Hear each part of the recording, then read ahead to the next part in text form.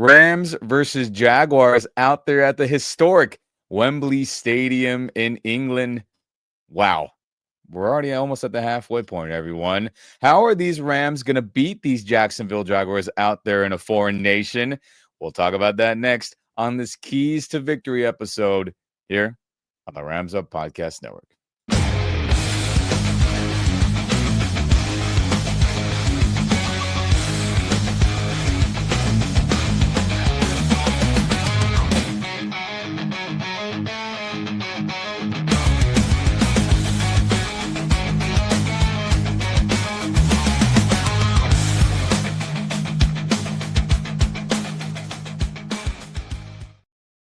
What's going on, everyone? Welcome back to the Rams Up Podcast Network.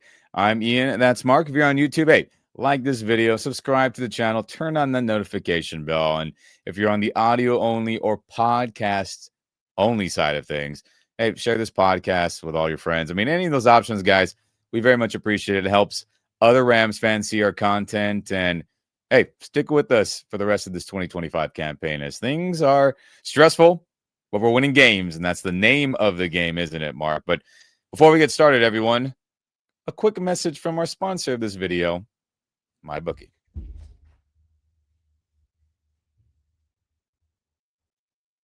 Yeah, we have teamed up with MyBookie. Go to MyBookie. The website is mybookie.website/join with Rams Up. Promo code Rams Up. New users up to $500 in bets is fully covered. And I've been sharing my so-called expertise this season, and I'm actually doing pretty well. And I got two more picks for you. And I don't mean to give advice, but I can't help myself. I really like the Bengals with the 5.5 points against the Steelers. Joe Flacco versus Aaron Rodgers. Who would have predicted that a year ago in a Bengals Steelers game? And then the Giants +7 at the Broncos. That's probably going to be a low scoring game. So that's really attractive to me. But yeah, check it out. My bookie can't beat this deal. $500 in bets is fully covered. Check it out. Thanks a lot.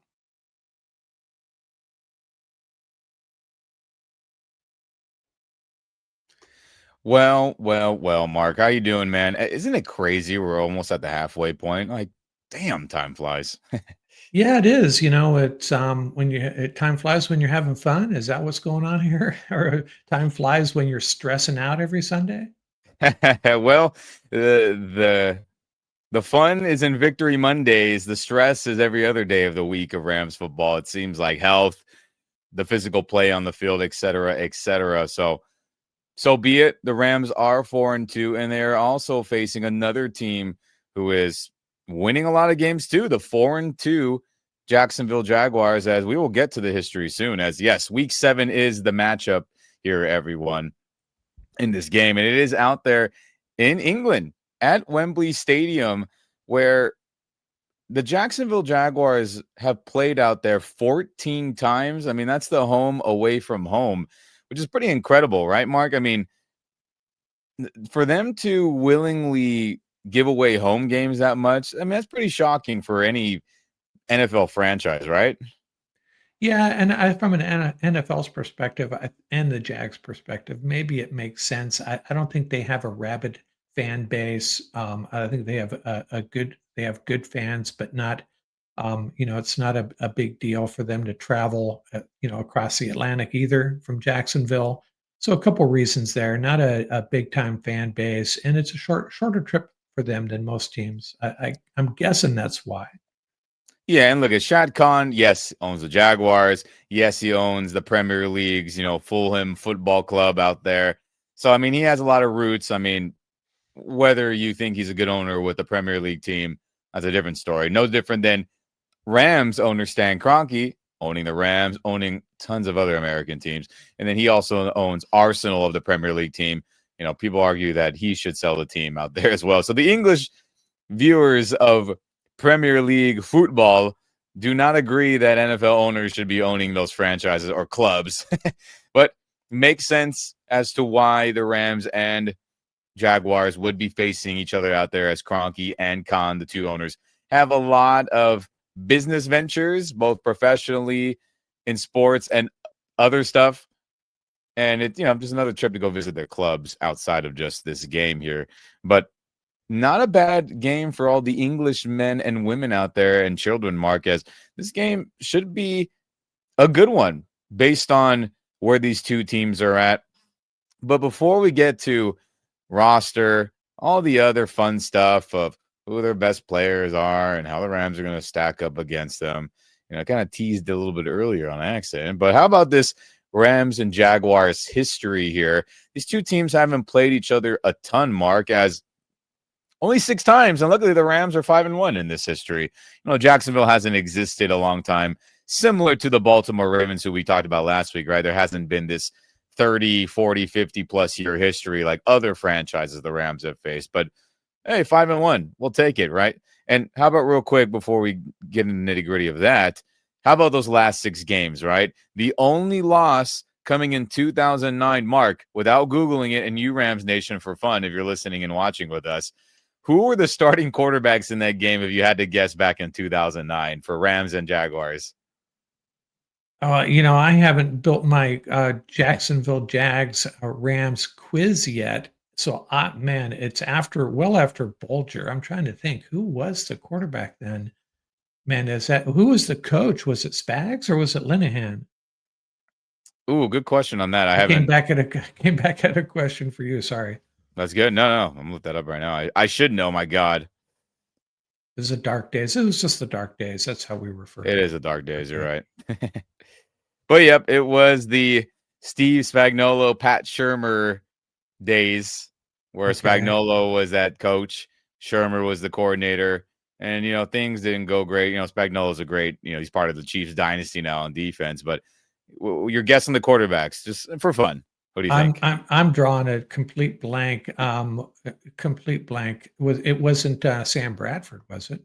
No, it was all right. Let's do it. So the main quarterback for Jacksonville was David Garrard, if you remember him, number Ah, 9. The main running back was Maurice Jones-Drew, who's part of the Rams media team now. And then Sims Walker was their top wide receiver in that game. The quarterback for the Rams was one of the final years of Mark Bulger, as he was it still was on the team. Bulger. Steven Jackson, the great, was still on that team. And then he was the best wide receiver that day as well, which is crazy. So that's the only loss, everyone, back in 2009, which was an overtime game. As look, at the Rams were awful. Jacksonville really wasn't good either. So it was a game of, subpar teams at that point. And, Jacksonville ended up having some nicer seasons with Maurice and Garrard and et cetera. But Yeah, and Sims Walker, remember, he came over to the Rams eventually, mhm. and it's hilarious how excited I was about that signing. That's how dark the days were when we Yeah. get, through the roof about signing Mike Sims Walker, and he was a good receiver, but um, you know, the Rams made a lot of moves back then that didn't really pan out. Nope. And hey, Kevin Demoff, Kroenke, they all admit that they were running a bad shot back then. They even talk about Spagnuolo, like, yeah, we didn't set him up to have any type of success, and they didn't. Outside of Steven Jackson, as he carried that franchise for the dark days of the final St. Louis era there. But that's the only loss, everyone. As in the McVay era, if you remember, that was 2017, late or middle of the season, right? Jacksonville was on the come up then. Ramsey was still on the Jaguars. They had a lot of talented players. Yes, Blake Bortles was their quarterback, so that limited them from their full potential of probably winning a championship, we're being honest, a year later. But Rams, they were wearing that mismatch navy and white horn helmet, but they still were forced to wear the navy and St. Louis gold jersey. Remember that? Everyone's complaining, like, oh my God, what a horrible uni. And it did look bad, but that was that game, if you remember, everyone, where they won, last minute, where they were stretching away from the Jags. And then the most recent matchup was in 2021 during the Super Bowl season, as that was the Urban Meyer Jaguars, where apparently, and my God, if this is true, even now thinking about it, Mark, it's crazy. Hey, that Aaron Donald guy's pretty good. Yeah, Urban, he's one of the best players in the history of football on planet Earth. And so, there's that joke that's going around. So they got their butts kicked, right? Trevor Lawrence, rookie year, it was a disaster. right? Carlos Hyde was their main back. Laquan Treadwell, the former first round, quote unquote bust, was their main pass catcher that day. And then, hey, Stafford was on a heater, 3 touchdowns. Sony Michel was our lead back. That's when he was murking people on the ground that whole December, leading us into the playoffs. Shout out to you, Sony. You were a good player for us. Cooper Kupp killing it still. OBJ had a Moss touchdown and whatnot. Man, good times then when Jacksonville was bad and we could beat up on bad teams, Mark. Yeah, that was it's amazing how well Sony played for this Rams team, stepping Yeah. in and had a really good year. And I don't remember this game, but I do remember Treadwell. I think he may have had some type of bonehead play in that game, if I'm not mistaken. But yeah, Rams won it going away. Yeah, and that was a good season when we were doing well in December and Sony was running wild and Stafford Cup unstoppable forces of nature on that, everyone. But hey, how about this Jaguars roster, right? Who are the players that are going to be out there, right? A lot of names that are unfamiliar with a lot of people out there if you're not a football junkie like me or Mark or maybe yourself. But there's plenty of people that couldn't name a lot of guys on this roster, but we got you covered. Let's pull it up now as we pull up the depth chart. So Jaguars offense, right? They run a version of the Sean McVay West Coast offense as Liam Cohen. He was our assistant coach many a times. He was our offensive coordinator back in the disaster 2022 season. And Liam talked about how drawing up plays, Sean McVay leaning on him to do that in the early parts of his Rams tenure, really got him to understand the how and the why of what you're doing on offense, right? How we're going to do it, and then why are we doing it? He credited McVay and the Rams this past couple days saying that. And then when he got his opportunity as coordinator, never really had a chance to run with the full squad as Stafford got hurt, Kupp got hurt, Kyron had a broken foot at that time. Linemen were just coming in now. We're hiring cops off the street to play O-line, right? Fire department guys. I feel like everybody was playing a ton. So the Liam Cohen experience wasn't great, but it really wasn't his fault.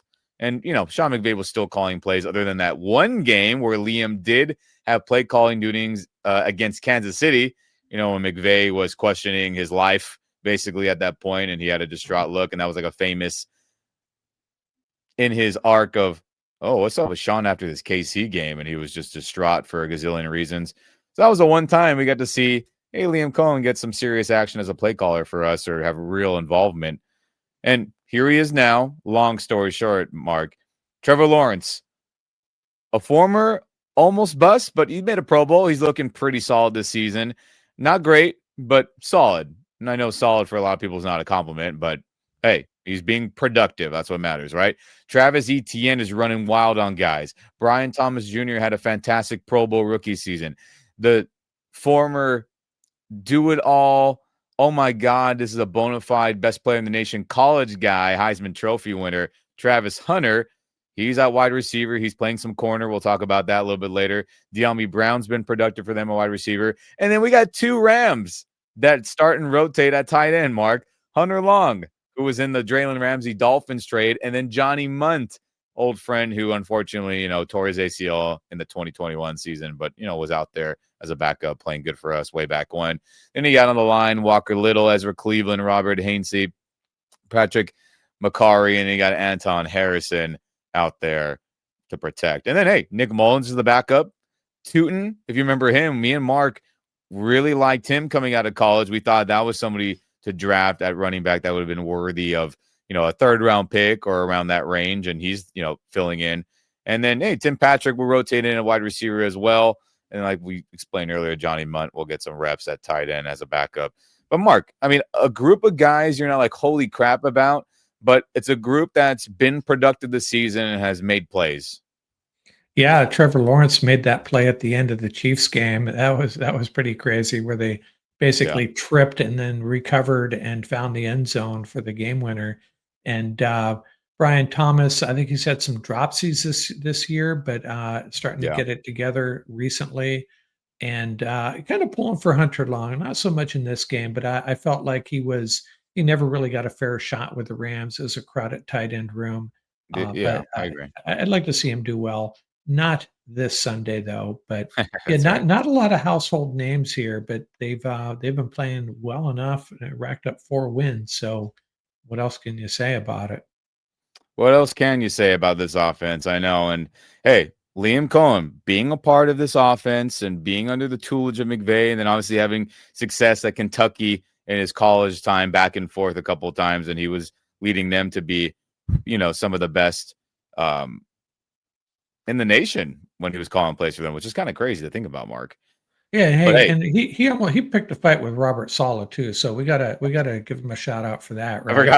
forgot about that. Salah called him out for legal sign stealing, and Liam Cohen said "f you" about that, and they had a little scuffle. Or if they would have thrown hands, that would have been crazy. That would have been some hockey NHL stuff. But hey, we appreciate the Niner Rams hatred is still deep out there in Jacksonville. Thanks James Gladstone, their new GM, and Liam Cohen.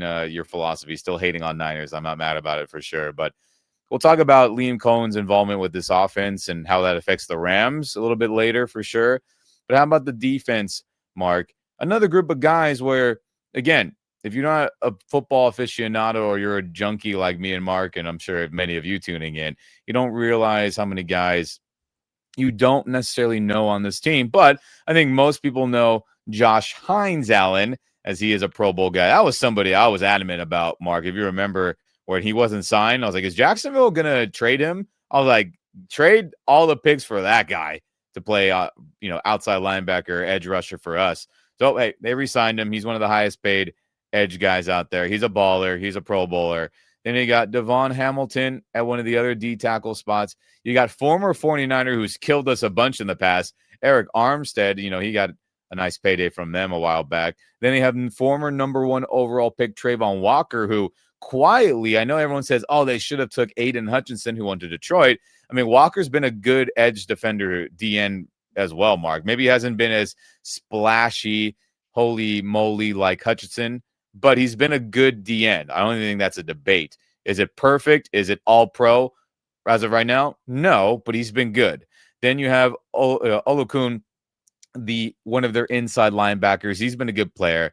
And then Devin Lloyd, who already has been ruled out for this game with a calf issue. And look, if things change, then things change. But as of right now, he's out for this game unless he, gets some Toradol and then plays on an injured calf or something crazy, right, everyone? So that'll be a big blow. We'll talk about that later. And you got, Dennis Gardeck will fill out the other linebacker spot. Jarian Jones, Eric Murray, Andrew Wingard, and then newly traded for corner from the Browns, Greg Newsome II. I know a lot of Rams fans were irritated that former Rams executive Gladstone traded for him when the Rams, need some corner help.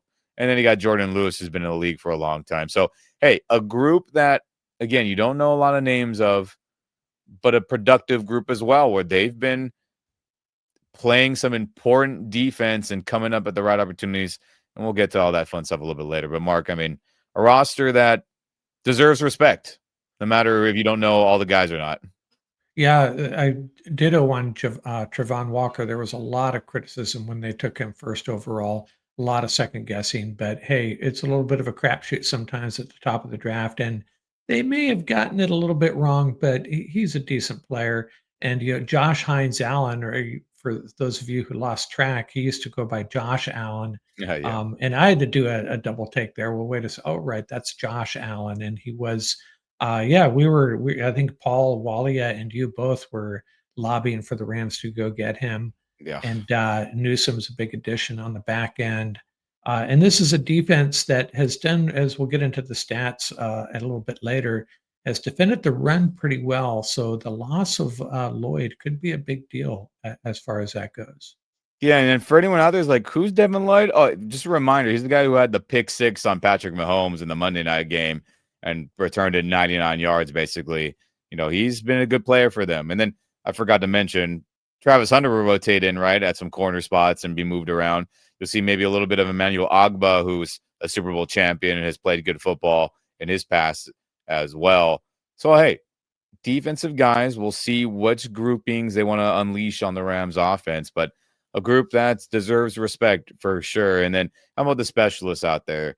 You got place kicker Cam Little, who has made tons of field goals. I mean, he feels like he's on a Pro Bowl trajectory as he's launched some long attempts and made a mark.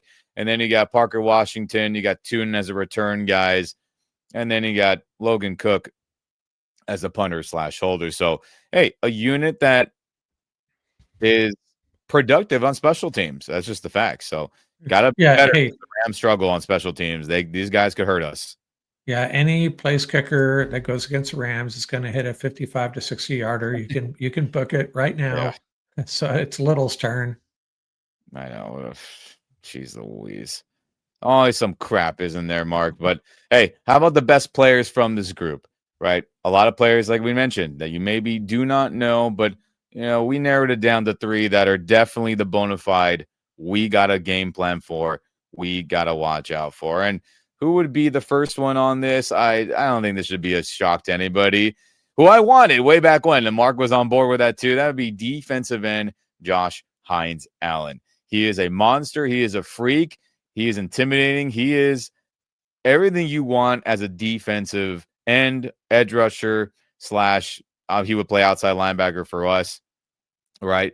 But my God, Mark, for someone this insane, he hasn't been that productive thus far in the season where I wouldn't say it's his fault or anything like that, but it's puzzling. He's still making an impact, almost kind of like a Jared Verse, where he's not getting these crazy amount of sacks, but on a play in, play out basis, you're just sort of like, you gotta watch out for that freaking guy, right?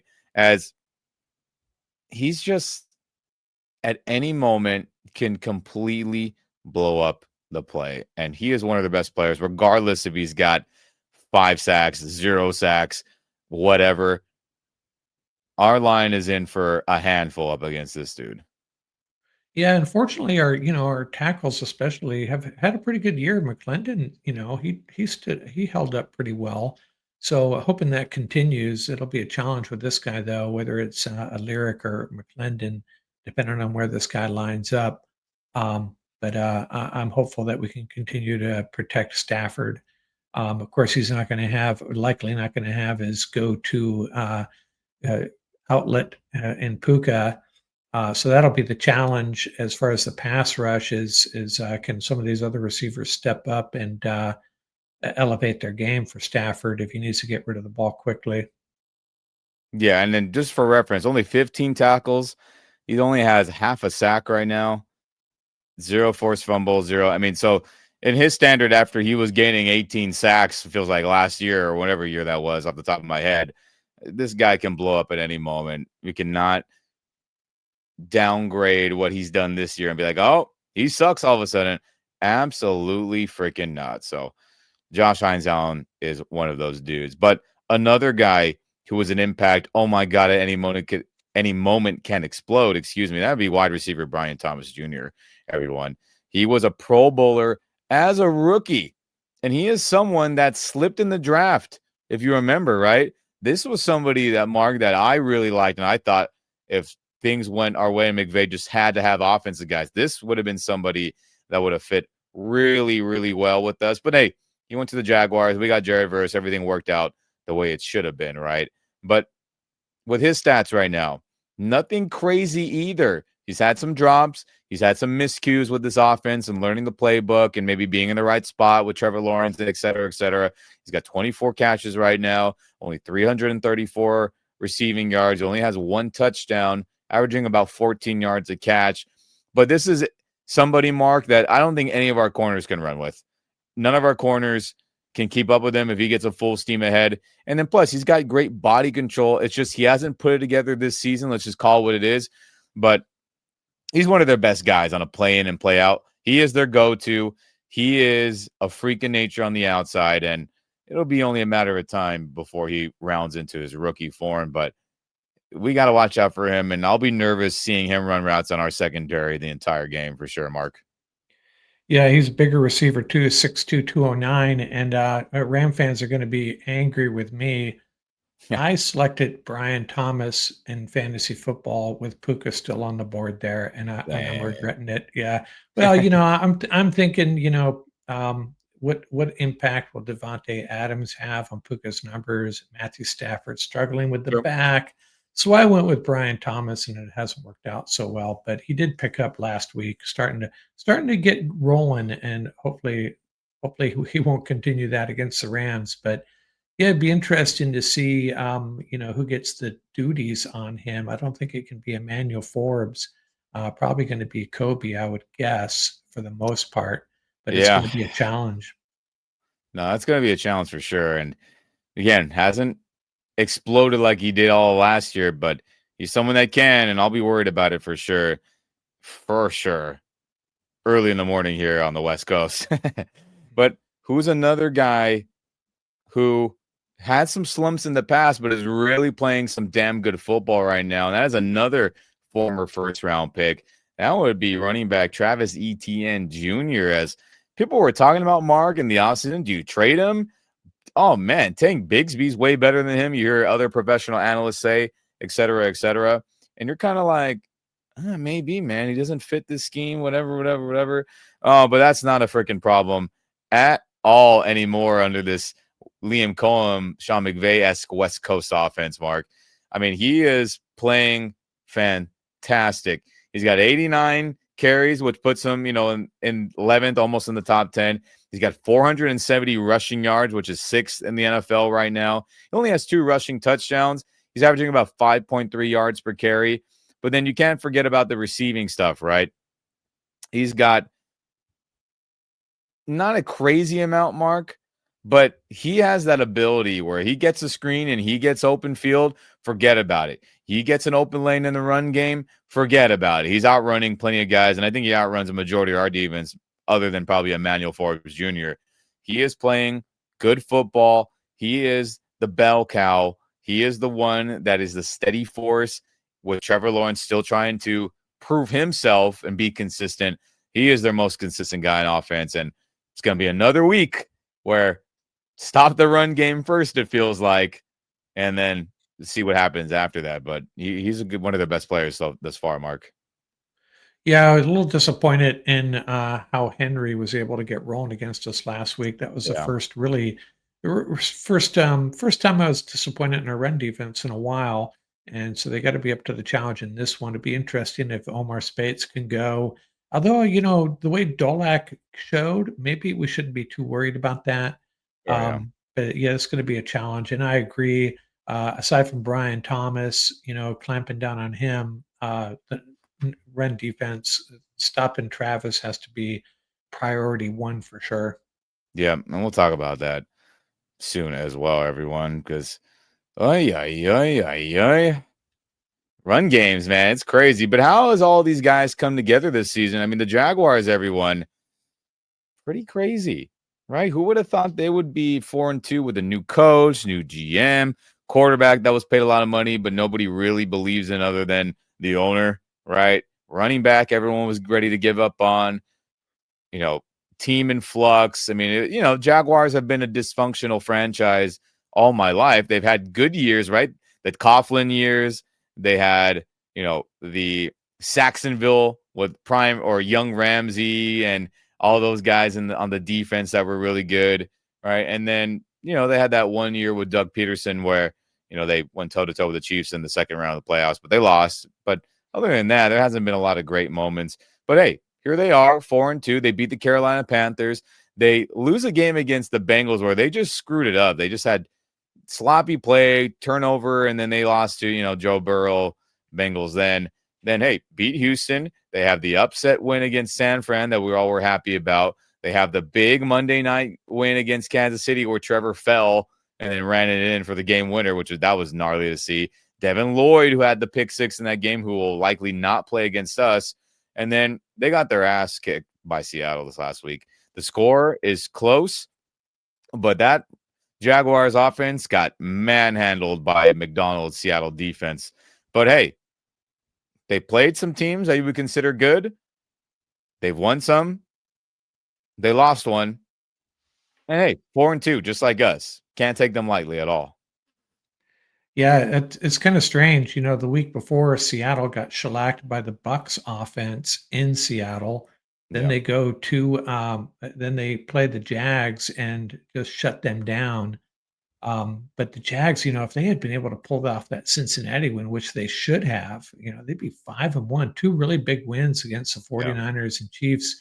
And I think they had did they have 5 takeaways against the 49ers? I think it was They had a crazy. bunch. So yeah, they Yeah. take the ball away a lot, and that's been the key to their success. If you don't turn the ball over, you got a really good chance of beating the Jags, I think.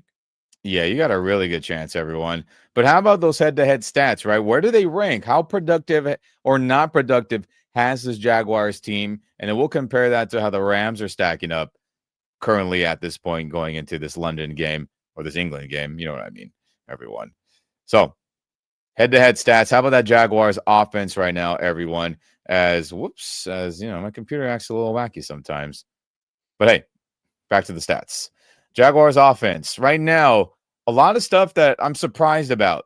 They're 17th in points per game with 23.2 yards per game. They're also 17th with only 331. And again, a lot of this got screwed up because of how bad they got whooped by Seattle, right? But that's part of the game. It all adds up. Rushing, they are 11th, 124 per game.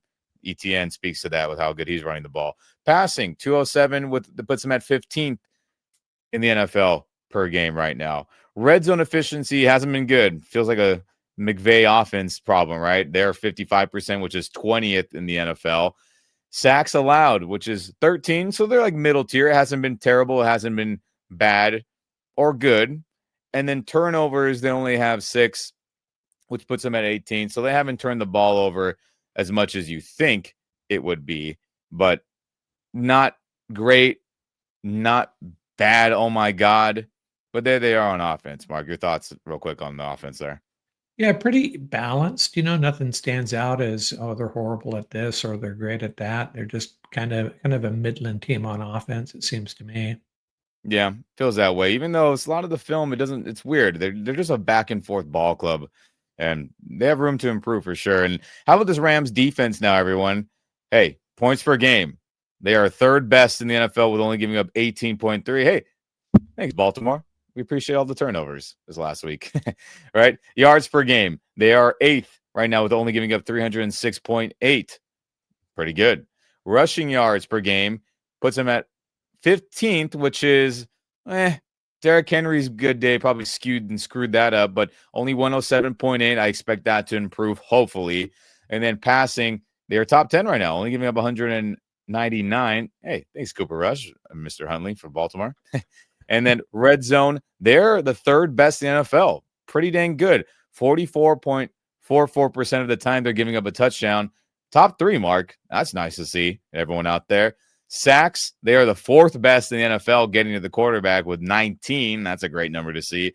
And then turnovers, they are 3rd best in the NFL with taking the ball away 10 times. So, hey, Mark, like we've talked about, I'm going to keep mentioning this because this team is going to have to be carried by the defense. And we thought that going into the year. Unfortunately, they're playing at a top 10 level. A lot of these numbers are putting them in the top 5, regardless of who they played. And that's a great sign to see from this Rams defense, Mark, regardless of who Akello's out there or not, or Omar Spates is out there or not. They're still holding it down enough and producing. Yeah, and one thing that they've improved at, if I'm not mistaken, this off the top of my head, uh, going into the Baltimore game, opponents had converted, I think, 10 of 11 fourth and ones. And we had 2 stops on fourth down, fourth and Yeah. ones against the Ravens. So that's a good sign. That's such an important part of the game. It's like a turnover, right? And that goal line stop. I mean, we talked about it already. Such a big play, and I think a lot of that has to do with once you start getting those stops, I think the defense kind of builds on that, and hopefully we get some more of them. Hopefully we get some freaking more for sure. And I'm happy where that defense is at right now. Hasn't been perfect. That Niner game really irritated me for a lot of reasons we talked about in the past. But playing at the level and producing at the level we all expected and wanted to see thus far. That's good to see. But how about that Rams offense? This is where things get a little wacky and I get irritated again. 23.3, which puts them at 16th best in NFL with points per game. That number is unacceptable for how talented this group is. Yards per game, top 5, 375. So they're getting the ball moved in between the red area, red zones, but things aren't going well with scoring points, missed kicks, etc. Rushing yards per game, this is very disappointing. And this is a lack of running it enough sometimes. And that's a play calling Sean McVay issue. They are only 22nd in the NFL with 105.8 rushing yards per game. I get it. There's been backup linemen in, but I think the attempts aren't enough. And I think the play diversity isn't enough, Mark, which reflects in this number. That's disappointing to see. Puts them at 22nd rushing with 105.8. Again, I'll state one more time. Passing, though, everything is save us Matthew Stafford, play elite quarterback play, and he is. Third in the NFL, 269.2 passing yards per game. Cool, but that balance between that and rushing is way too far apart. I don't like that at all. And then red zone, what a shock. 50% of the time they score a touchdown, which puts them at 24th best in the NFL. That's just unacceptable for how talented this group is. Sacks allowed, 11. Not bad. Puts them at 19th, which is okay. We hope to see with an immobile quarterback that to be a little cleaner with backups and all that. But, hey, not bad. And then turnovers, they've had 7, right? There's been some fumbles, and Stafford's thrown some picks throughout the year. But they're middle of the pack. Nothing to be mad about there. But, I mean, Mark, your thoughts on the Rams offense, how much they've produced thus far this season, and the things that are, bothering you or not bothering you? Yeah, it just seems like sometimes they're not committed to the run. And then there's times where I think in the Ravens game, I think their yards per carry ended up being okay, but I expected much more against a Ravens defense that everybody else has been gashing. And then this talented Rams offense comes in pretty healthy, aside from Havenstein being out, and can't get anything done or very little done. I mean, they had a couple of nice drives, and that was about it. So, just uneven, just inconsistent from week to week. There's been moments where, first half against the Eagles, just putting up points, moving the ball at will, so really get excited about it. And then you see these halves and quarters where it's just not much happening. So just inconsistency and maybe commitment to the run game is my biggest concerns. Yeah. But, hey, they have time to improve. There's time to get better in all facets, players, coaches, play calling, execution, all that stuff. I mean, Puka Nacua, for anyone out there who saw that clip from NFL Films before he had gotten hurt, or exactly, I don't know what time that happened, truthfully. Nacua, was being fiery on the sideline, gathering teammates. Come here, let's talk. We got to talk. And he was like, hey, when we get in the red area, basically, I'm paraphrasing, like, let's freaking go, man. Execute. Earn the right to celebrate a touchdown. Screw the field goal stuff, he said. And look we as fans are frustrated with it. And I'm glad to see Nacua, who is a happy-go-lucky guy, and obviously he's got the football beast inside him. We see him out there when plays are being made. But it's good to see him be vocal about it, take on a leadership role, right? You'd like to see your best players kind of spread the word of what needs to get done. And even he's getting frustrated with the red zone issues and scoring touchdown issues. So he'll probably won't play this week, but it's good to see that players are getting pissy and irritated about it too, Mark. And hopefully it gets better. Yeah, it's really strange for a franchise with so many, smart offensive minds on that sideline. We can't figure it out. Just cannot figure it out. And sometimes just handing it off to Kyron is the answer. But we got to be a little bit more creative in certain situations, and just hasn't worked for the most part. Really strange. Yeah, very, very strange and irritating. Maybe they need to hire Jerry Neuheisel, get him on the sideline for as a consultant for the last half of the season. That's sorry. He's too UCLA blue and gold out there. Yeah, they have to be a crazy pay grade to get him out of UCLA football. But yeah, maybe LaFleur call plays, right? Well, last year he did awesome with backups. Or maybe that Miami coach will be available here soon. Hey, he's got some creative plays with a limited quarterback. I'm sure he can cook up some good stuff with us. Anyway, that's a conversation for another day. But hey, Jaguars defense, everyone, how are they stacking up? Points per game, 7th best in the NFL with only giving up 20, right? They're keeping people out of the end zone there, which is pretty dang good. Yards per game. This is where things get a little wacky. They're giving up a lot of yardage. 347.8 puts them at 23rd best in the NFL.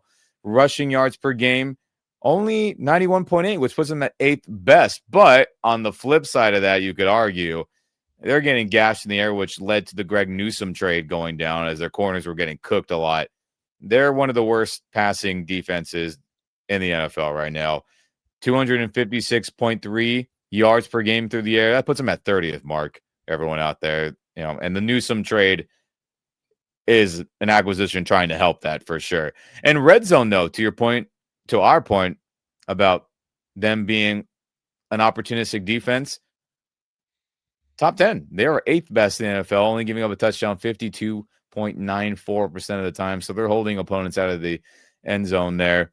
And then sacks. This is, again, to our point with Josh Hines Allen, excuse me, Trayvon Walker, etc. They're just not getting to the quarterback. Maybe a scheme issue, maybe just be a lot of different things. But they're getting pressures. They're getting there. But sacks, they're one of the worst right now with only 8. Puts them at 27th in the NFL. That was pretty shocking to see they were that low, Mark. But the name of the game, just as Parcells said, everyone's hopes and dreams are in that football you hold in your hand. They're taking away everyone's hopes and dreams by leading the league in turnovers on defense with 14, putting them at number 1. So, yes, they may be getting gashed and through the air. Yes, they'd be maybe giving up a ton of yardage, but they're finding ways to get turnovers, force fumbles, intercept, scoop and score, pick sixes. That is a massive, massive advantage for them as to why they are 4-2, Mark. So your thoughts on the defense overall and the things that stand out to you? Yeah, well, I'm going to put a positive spin on two of those stats. Number one, if they can't get to Stafford's going to have a big day, I think, and I think the Rams will protect him really well. And you know that I've talked about this before, the takeaway thing and the turnover differential. Sometimes you create those turnovers. Good defenses do that. Sometimes you get ahead, and other teams take chances, and you rack up the turnovers. But in the case of the Jags, they have been taking the ball away in competitive close games. But that can dry up too. So what happens when it dries up? Yeah. What happens when they're the ones that are -1 in turnover differential? And we can hope that happens in this game. They don't have a +2 in turnover differential against the Yeah. Rams, and if it's even on the turnover differential, I think that leans the game towards the Rams heavily, in my opinion.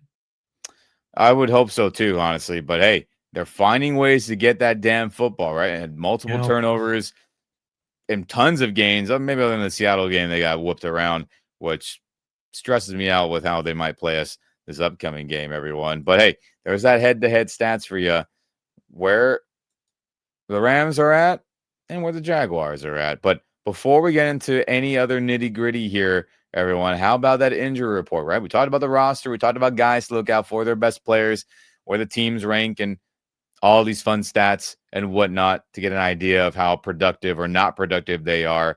But let's pull up that injury report, as not too crazy for Jacksonville, but some Rams guys still banged up, Mark. So we'll start on the Rams side of things. Hey, Colby Parkinson looks like he's going to be fine with his concussion. He's full participant. Omar Spates, based on what McVay said, is probably going to enter the starting lineup or re-enter it, excuse me, as he had an ankle issue and missed the Baltimore game. He looks like he'll be back.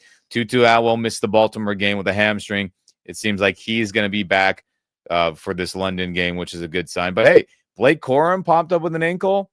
Not great. Puka Nacua with his ankle injury, he's unlikely to play. We'll see if there's some black magic out there in England and he pulls it off, right? Rob Havenstein still dealing with an ankle injury. I mean, he's probably unlikely, but shout out to Warren McClendon Jr. playing some solid football as a backup in his spot. And then Josiah Stewart must have had a stomach bug or something being out there in Maryland. He did not practice with the illness, but McVay expects, he should hopefully be feeling better and be good for game time. Fingers crossed on him, as he's a good rotational, edge guy. And switching to Jacksonville, Mark, Trayvon Walker, he had a wrist, but he was full. Eric Murray, Robert Hensey, De'Ami Brown, all were limited with their issues. But hey, tight end Quentin Morris, and then Devin Lloyd, their big time starting inside linebacker. All right, there's all the rumors and this. Is he going to play? Is he out? I mean, the expectation is he will not play out there in London. So that's one guy already checked off. They're guys who turn the ball over a ton, Mark, and is a playmaker in that department. So that's a positive sign for Rams' point of view. But at this injury report, I mean, is there anything you're like, uh-oh, about on the Rams side of things? Well, I mean, 2 things. Sean McVay was talking up Jordan Whittington and, kinda Yeah, Tam Mumfield a little bit as well, but I think it's mostly gonna be Jordan Whittington that's gonna have to fill that role for Puka. And, I have to say, as much as I love Whittington, a little disappointed so far, had some drops, but, I don't wanna call Puka a safety valve for Matthew Stafford. He's so much more than a safety valve, but he is that, obviously Stafford's favorite target. So you lose your favorite target and, you haven't really, you know, um, spun some of these guys, other guys up into the offense as much as you would like by now. So this is a big change for the Rams offense to, go without Puka. I mean, yeah, it's can't it's kinda obvious, but it's gonna be a big concern, and we'll find out real early how much it impacts this Rams passing offense. And then on the run game, I wonder if they promote Ronnie Rivers. Are they ready to give Jarquez sure. Hunter, number 2 running back carries? I hope they do. I'd love to see it, but Ronnie Rivers might be the better option in this game. Well, we'll find out. I guess Yeah, they'll announce the promotions. I guess that would be early Saturday. We may find out, right? yeah, Um, around that time. I mean, it seems right. like Hunter's not ready for whatever reason, which is disappointing.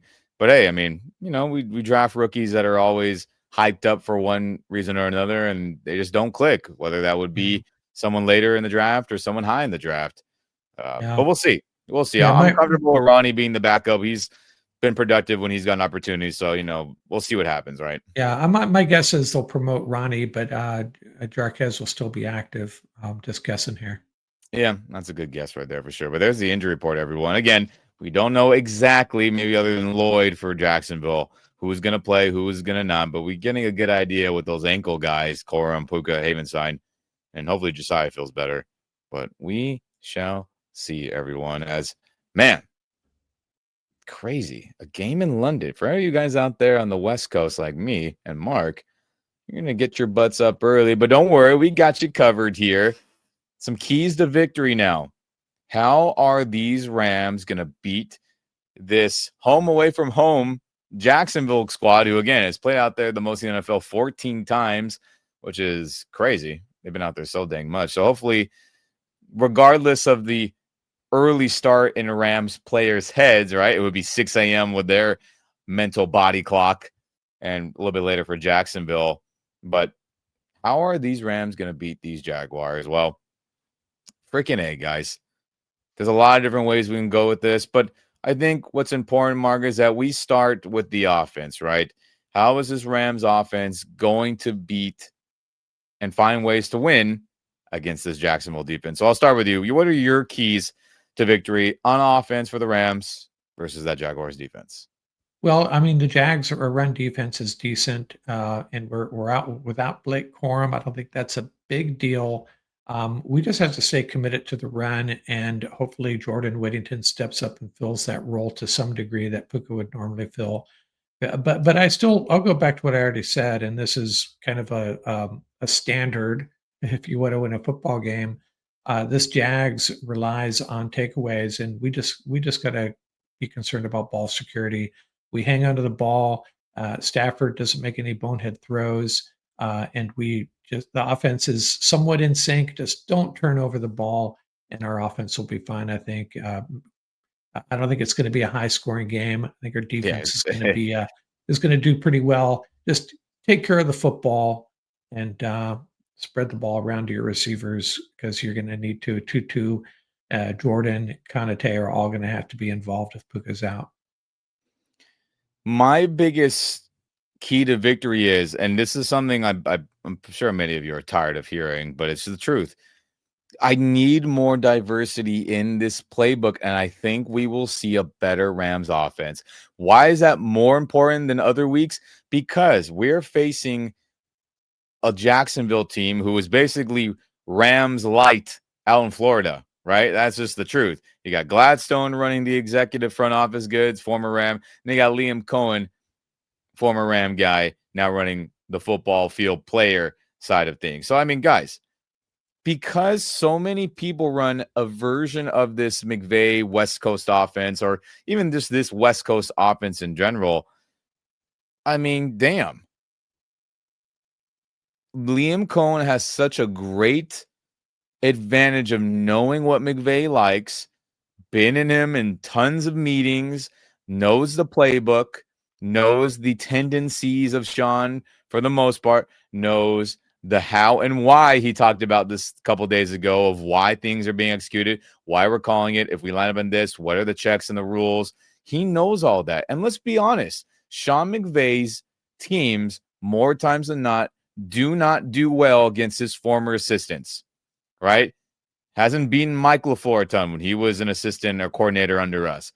Hasn't played Bengals coach Zach Taylor a bunch, but there's been times where the offenses look stale against his unit because Zach Taylor is an offensive guy. He knows what McVay likes.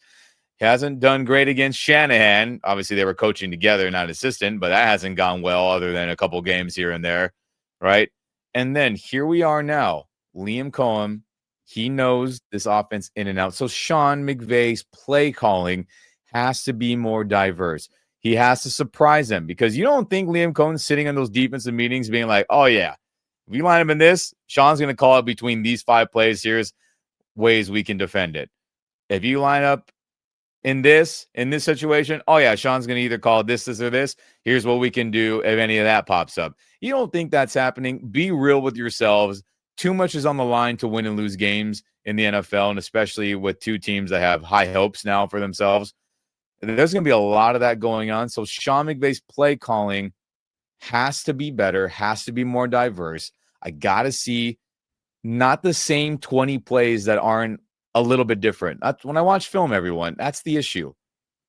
So big key to victory is I need some moments where we're all watching and we say, ooh, I haven't seen that in a while. That was smart. Oh, that was clever.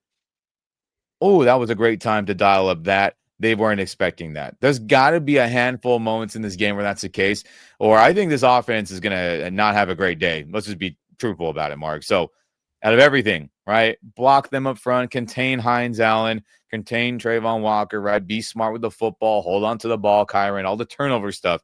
It's going to come down to Sean McVay and his game plan with Mike LaFleur, and like, how can we be different for somebody who knows our playbook like the back of his hand? I think it's that simple. Yeah, you might be able to use that to his advantage, right? Yeah. He thinks he thinks he knows what we're going to do. We'll watch this. Maybe we'll see a little bit of that. I hope so. Gosh dang it. As boom, there is the record, or I guess my record of what needs to happen. Gosh dang it. But Mark, how about the keys to victory on defense here, where you need this Rams defense to continue playing good football against a Jacksonville team who is inconsistent at times, but can still be productive. How are the Rams going to handle it? Yeah, I think you just make them one-dimensional, just like you have harped on for several weeks. I'm going to steal your line is just make them one-dimensional, take away the run game, and I think we can improve on their performance last week. You know, Darius Williams had a really good outing last week, and that was, Hit it. that could be a really big deal if he can start contributing. He had a couple of weeks there. I thought he was really struggling. Maybe this secondary, the cornerbacks, was adapting to the absence of Witherspoon. So I'm feeling better about that group. So let's just lock down the run game, shut them down, and let Trevor Lawrence try to beat us, throwing it around to Brian Thomas and these other guys. I like our chances if that's the case. Yeah, it's not bad keys right there for sure. I mean, this defense absolutely, for my keys of victory, have to sell out and stop Travis Etienne because if he gets going, then the whole entire playbook is open, right? Play action, And Liam Cohen's done a better job, I think, with the run plays he's been doing better than us. A little more diverse. And Travis Etienne obviously has got the home run hitting ability. So they really have to rally and get him to the ground, because once he gets to that second level, I think only Emmanuel Forbes Jr. can track him down, let's be honest. So they have to, just like, my God, just like they've done with Jonathan Taylor, Christian McCaffrey, Derrick Henry, not so great. Jonathan Taylor, whoever else I'm not naming off the top of my head, Saquon Barkley. This is another game where that's got to be the focal point. Stop Travis Etienne and make Trevor Lawrence beat you. There's moments where you're like, oh, he looks good, but there's way more moments throughout his career where he puts the ball in jeopardy, is not accurate, is not on time and in rhythm of the play. And let's be honest too, Jacksonville got absolutely obliterated last week against Seattle's defensive front. They whooped them bad. It was bad. Run game, they got killed. And then in pass protection, they got killed. Why can't this Rams defensive front do the same now that no issues? Omar Spade's going to be back, right? They still played good football without him. It's called what it is. But yes, is Jacksonville going to be motivated to play better? Absolutely. But I think if you were to look at the Rams front seven versus Seattle's front seven, I think everyone who is objective, not just Rams guys or Seattle guys, everyone would be like, yeah, Rams front seven is way more talented. So this Rams defensive front has to win that battle. If they are in a stalemate or they do not dominate or win more than not, we're going to be in trouble, Mark. I think that's just the truth of the nature. Sell out the start Travis Etienne, make Trevor Lawrence throw it, and then I expect this pass rush to whip him and get to Trevor Lawrence and cause some turnovers and make him make bad decisions. Yeah, I think our defensive front especially is sizzling right now, and I think they're going to have a really good outing. And I think your wish list is going to come true for you, Ian. We're going to take control of the line of scrimmage on defense. I hope so. Gosh dang it. I hope so. And then real quick, Mark, anything on special teams you need to get off your chest? Oh, well, I mean, if we just didn't have to settle for field goals, but Yeah. I go back to what I've said. We need Cardi to sort it out. We need to find out if he can sort it out if we're going to make a serious run here. So at some point we got to kick some field goals, and he's got to start making them, or we're going to have to make a change. That's just the facts of it. I completely agree before I get irritated talking about special teams. But hey, everyone, we gave you our keys. We talked about the injury report, who's in, who's out, who we think will play, their best players, the roster, et cetera, et cetera, et cetera. But now it's time for some early score predictions. Yes, we know that it is only Wednesday. There's still a lot of things that can unfold up until that London kickoff, England kickoff game out there, 6:30 a.m. our time, Mark, if I'm That's correct. right. Yeah. Oof, I'll be up. Don't worry. But man, Mark, we got to get your early score prediction. Do you think Rams are going to win? Rams lose? Rams tie? That'd be kind of lame. Let me know. What do you think? Yeah, the point spread is 3, Rams by 3, and I think that's spot on. I'm picking the Rams 20-17. They're the better football team. Out without one of their best players, I understand, but I think the Rams will adapt, and they're just a better football team. Without Puka, they're a better football team, and they come away with a win. It'll be stressful. It'll be close, but Rams get the win.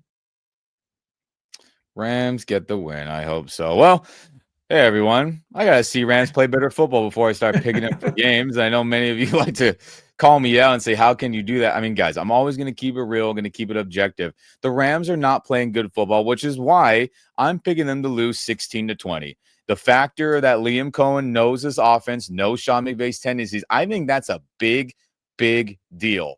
And to my keys to victory of that on offense versus defense and the lack of creativity from McVay, I hope he proves me wrong and proves a lot of us wrong on that. I got to see it to believe it before I start picking them to win games in that respect. And then, can I trust the kicking game? Absolutely not. I believe Cardi will miss another field goal. I believe he'll, miss another PAT, which is why I get this wacky score of 16. Could it be a tie game going into a possible fourth quarter overtime? Absolutely. But I think a missed field goal here, a missed PAT there ends up the score being 16. and then Jacksonville squeaking out maybe just 20 points. Again, I hope I'm wrong. I'm always will gladly eat my words in the post game reaction and always be rooting for the Rams, hoping for them to win. But I have not liked what I've seen from this offense for multiple weeks, majority of season in spurts, right? Half here is awful, a quarter there is awful. And again, the biggest factor for me is Liam Cohen working with that Jaguars defense, pointing out all McVay's flaws, his tendencies, what he likes to do. That is a massive advantage for an offense that still can't get their act together when that's not even going against them, Mark and Rams Nation out there. So that's where I end up there. I hope I'm wrong. Well, so I'm going to suggest that you go to my bookie and put $100 on the Jags money line. It'll probably pay like 120. You can make yourself a little cash there. I know. Well, I don't bet against my Rams. I can't do that. I have money on them to win a Super Bowl, preseason I guess was that money line bets back then, but Rams, look at even if they do win, let's call it what it is. They're not blowing anybody out. That's just not the nature of this team. This version of the Rams, right? We've seen Devontae Adams underperform, even though he's still playing good. We've seen him underperform. Is that going to automatically somehow get better? I hope so. Tutu Atwell and others don't get involved in the passing game ever. Are we going to see that get better all of a sudden? I hope so. And we shall see on this. Again, one more time for you out there. I hope the Rams win. I hope I'm wrong. I'll be rooting for them to win bright and early with a drink in my hand at 6:30 a.m. enjoying the game before I got to bail out a little bit later for some other things going on in my day. So I'd rather see the Rams win and the rest of my Sunday be very nice as other games are going on. But I don't feel good about the way the offense is being productive right now, Mark. Yeah, well, trying to put a positive spin on it again. This is an advantage for maybe the Rams for Matthew Stafford to earn the trust of another wide receiver or two with if Puka's out. Jordan Whittington steps up with 7 catches for 84 yards, or Tutu has a touchdown pass, and so that's another thing that could come out of this game. Assuming obviously we want the Rams to win, but another benefit could be this if the Rams are going to be more diversified, they may be forced into being more diversified in this game, and then that carries on for the rest of the season. We can only hope because that's been the biggest problem. I think one of the big problems is Stafford just zoning in on Puka and sometimes Devontae and everybody else being ignored in this offense. So maybe that's maybe it'll be a happy accident, Puka being out one game. Yeah, I mean, I'm going to be trying stressed. to be positive here. Trying to be positive. I'll be sending the good juju out into the universe, but I'm never going to lie to you out there tuning in with us on this channel.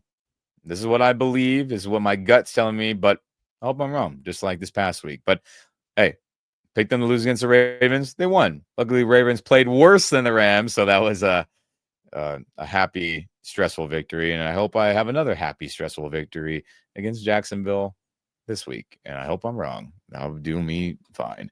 But man, everyone out there, gosh, this feels like season. We haven't seen the potential of the Rams, but they're winning games, and that's the most important thing, right? And hopefully the advantage that Jacksonville may or may not have being out there in London a bunch will not come into the fold, right? Hopefully there won't be a heavy Jacksonville crowd out there, as these international games seem to be more of like a joint kind of like, hey, whoever your favorite team is, you're going to wear that jersey and just come see a football game anyway. So hopefully it's not on Jacksonville's side. Hopefully we get some good Rams crowd out there. The Englishmen who may be tuning into this episode, or anyone else out there that will be making the trip to London. I'm sure that would be a fun. Yeah, I have a feeling. I feel like they hand out 50% Jags pom poms and 50% Rams pom poms as fans come in. So there's like a parent. These fans look like they're cheering for one team or the other, and I think they're just there to see American football is what's happening. Hey, that's cool. I mean, hey, shout out to everyone out there who's enjoying American football. And hey, before we get out of here, Mark, anything else you want to say? Hey, I did want to say go Dodgers and go Mariners, a West Coast World Series. Mariners up 2. They're tied right now as we speak. in game 3. I think that'd be really sweet. Man, the first game of the championship series was quite the game. I haven't been that entertained by a baseball game in a long time, but pulling for the Dodgers, be great to see them in the World Series again. That'd be good. And hey, can we spread some of that good play to this other blue team in LA? That'd be nice. I need a little bit of Yeah. that for this Sunday and beyond. A little Dodger blue with some Rams blue, or Dodger blue magic into some Rams blue magic, or turn it into that, I should say. I would very much appreciate that. So, hey, everyone, whether you're going to be out there in London supporting the team, whether you're going to be at home waking up early like me and Mark, or whether you will be at a pub, a bar, or whatever you like to call it, early to watch your Rams play football. Hey, wear that blue and gold, rep it proud, rep it loud. And whether we're here in LA or out there in London, it's the Rams house, everyone. So, hey, throw up those horns, rep your Rams. And just like the sign below says, go Rams, baby.